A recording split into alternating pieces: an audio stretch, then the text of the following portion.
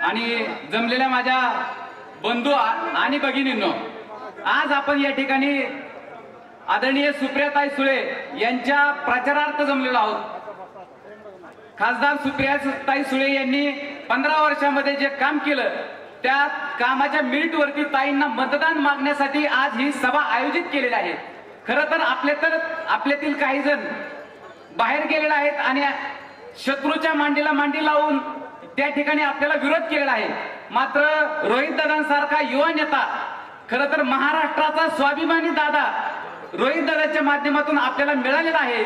यामुळे मी आपणा सर्वांना विनंती करणार आहे की भारतीय जनता पार्टीच्या जुमल्यांना कशाही पद्धतीने भीक घालू नका। 15 लाख रुपये तुमच्या खात्यावरती जमा करतो म्हणले होते, 15 रुपये देखील तुमच्या खात्यावरती जमा झालेले नाहीत। स्विस बँकेतून काळा पैसा आणू म्हणले होते, 1 रुपया त्यांना माघारी आणता आला नाही। महागाईचा म्हणत नाहीत।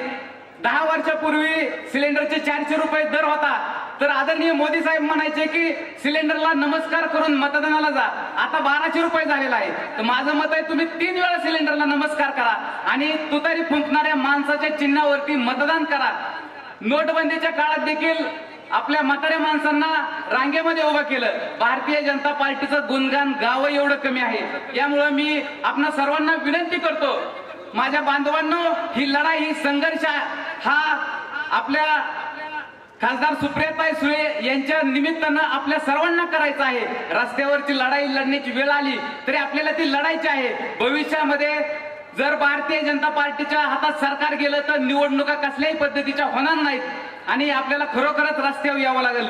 यामुळं आपल्याला खासदार सुप्रियाताई सुळे यांच्या तुतारी फुंकणाऱ्या माणसाच्या चिन्हावरती मतदान करायचं आहे आणि ताईंना प्रचंड अशा बहुमताने आपल्याला विजयी करायचं आहे। भारतीय जनता पार्टीच्या नादाला लागून आपल्यातून काही लोक गेलेले आहेत, त्यांच्या कसल्याही बोलथापांना आपल्याला बळी पडायचं नाही आणि ताईंच्या तुतारी फुंकणाऱ्या माणसाला मतदान करायचं आहे।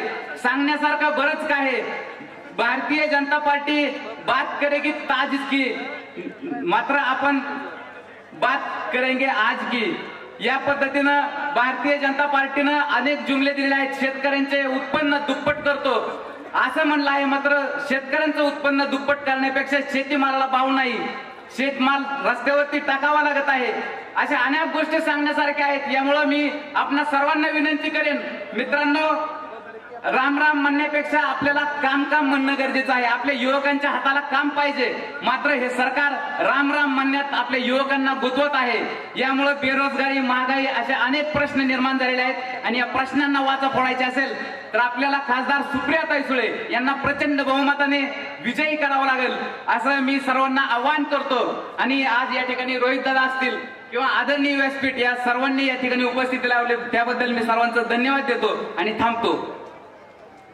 धन्यवाद दादासाहेब। यानंतर शिवसेनेचे तालुकाध्यक्ष माननीय